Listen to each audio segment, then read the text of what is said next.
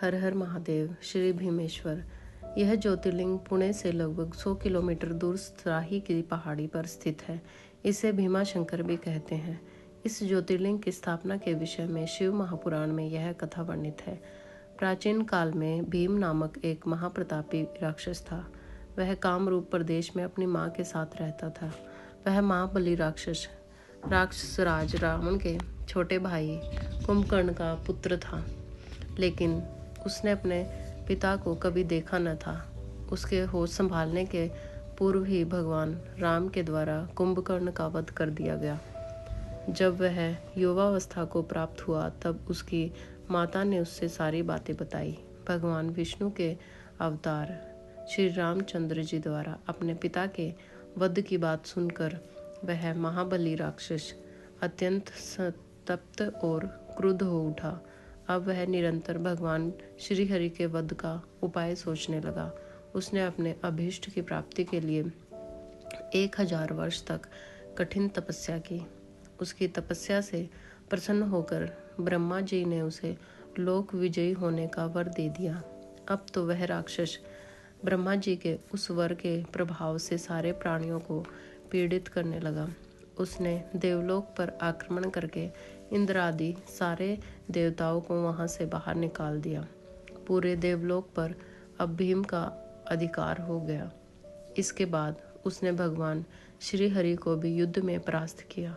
श्री हरि को पराजित करने के पश्चात उसने कामरूप के परम शिव भक्त राजा सुदक्षिण पर आक्रमण करके उन्हें मंत्रियों अनुचरों सहित बंदी बना लिया। उस प्रकार धीरे धीरे उसने सारे लोगों पर अपना अधिकार जमा लिया। उसके अत्याचार से वेदों, पुराणों, शास्त्रों और स्मृतियों का सर्वत्र एकदम लोप हो गया। वह किसी को कोई भी धार्मिक कृत्य नहीं करने देता था। इस प्रकार यज्ञ, दान, तप, स्वाध्याय आदि के सारे काम एकदम रुक गए। भीम के अत्याचार की भीषणता से घबराकर ऋषि मुनि और देवगण भगवान शिव की शरण में गए और उनसे अपना तथा अन्य सारे प्राणियों का दुख कहा। उनकी यह प्रार्थना सुनकर भगवान शिव ने कहा, मैं शीघ्र ही उस अत्याचारी राक्षस का संहार करूंगा।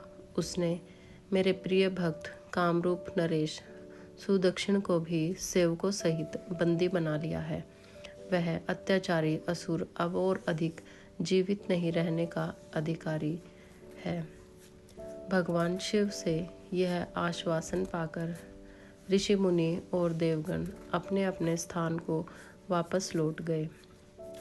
इधर राक्षस भीम के बंदी गृह में पड़े हुए राजा सदक्षिण ने भगवान शिव का ध्यान किया। वे अपने सामने पार्थिव शिवलिंग रखकर अर्चना कर रहे थे।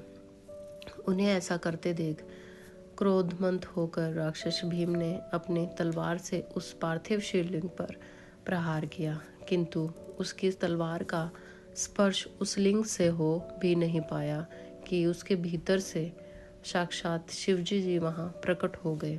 उन्होंने अपने हुंकार मात्र से उस राक्षस को वहीं जलाकर भस्म कर दिया था।